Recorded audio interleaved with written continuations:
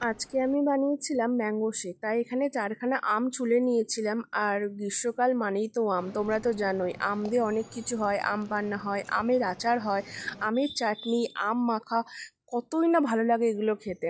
তো আজকে আমি যেটা বানিয়েছিলাম সেটা হচ্ছে ম্যাঙ্গো শেক।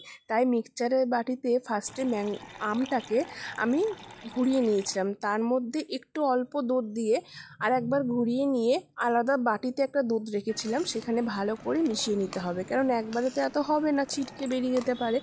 যাই হোক, ভালো করে মিশিয়ে নিতে হবে যতক্ষণ না আমের যে নিজস্ব কালার আছে সেই কালারটা বেরোচ্ছে, এখনও অবধি বেরোয়নি। আর এটা দোকানের মতো একদম হয়নি, ঘরোয়া পদ্ধতিতেই হয়েছে, কারণ যেহেতু কাজু কিশমিশ কিচ্ছু ছিল না। তো ঢালতে গিয়ে অনেকটা পড়েও গেছিলো, কি করা যাবে পড়ে গেলে।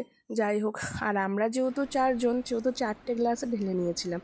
এবার হচ্ছে খাবার পালা। এই গরমে গলা শোকাচ্ছে এমনিতে প্রচুর পরিমাণে, তারপর হচ্ছে এই আমের মানে ম্যাঙ্গো শেকটা। যাই হোক, আমাকে একদম স্কিপ করো, আমাকে একদম ভালো লাগছে না, কিন্তু ম্যাঙ্গো শেকটা খেতে কিন্তু দুর্দান্ত হয়েছিল, ফাটাফাটি। তোমরা অবশ্যই ট্রাই